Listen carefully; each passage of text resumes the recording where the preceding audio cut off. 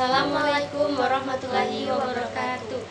Perkenalkan, nama saya Asyifa Fitra Zahra Abu Qasim, NIM 2012134, dan rekan saya Nur Fazria Boli dengan NIM 20221029. Baiklah, di sini kami akan menjelaskan sedikit materi tentang pembelajaran efektif dan psikologis pendidikan.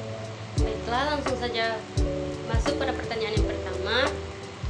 Bagaimana cara untuk mencapai suatu pembelajaran yang efektif? Nah, baik, ada beberapa cara. Cara yang pertama yaitu menetapkan tujuan pembelajaran yang ingin dicapai.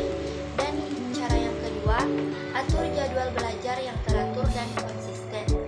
Yang ketiga, buat suasana belajar yang nyaman dan kondusif. Yang keempat, gunakan metode pembelajaran yang sesuai dengan gaya belajar. Dan yang kelima, membuat rangkuman atau catatan penting dan dari materi yang akan dipelajari. Nah, baik, langsung saja untuk pertanyaan yang kedua. Apa sih itu psikologi pendidikan menurut Anda? Ya, jadi psikologi pendidikan adalah cabang psikologi yang fokus memahami bagaimana individu belajar, berkembang, dan berinteraksi dalam lingkungan pendidikan. Hal ini mencakup pemahaman tentang proses pembelajaran, motivasi, serta peran individu dalam konteks pendidikan.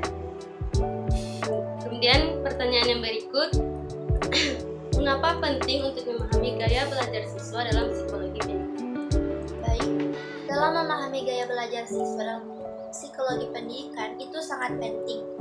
Karena dalam memahami gaya belajar siswa dapat membantu para guru merancang strategi pengajaran yang lebih efektif dan sesuai dengan preferensi masing-masing. Nah, untuk pertanyaan berikutnya, bagaimana motivasi dalam psikologi pendidikan mempengaruhi proses pembelajaran? Ya, jadi motivasi ialah faktor dalam proses pembelajaran. Motivasi yang tinggi dapat meningkatkan minat dan usaha siswa untuk belajar. Karena itu, psikologi pendidikan bertugas untuk mencari cara untuk memotivasi siswa. Kemudian, langsung saja pertanyaan berikut.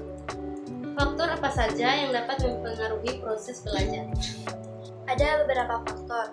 Faktor yang pertama diantaranya faktor internal, yaitu di mana kondisi fisik seperti kesehatan organ tubuh, kondisi psikis seperti kemampuan intelektual dan emosional, dan kondisi sosial seperti kemampuan seorang anak dalam bersosialisasi. Nah, untuk pertanyaan yang berikut, apa peran seseorang psikologi pendidikan dalam dunia pendidikan?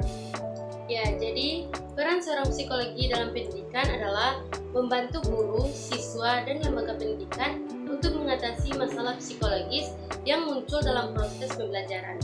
Mereka juga berkontribusi dalam merancang strategi pembelajaran yang efektif.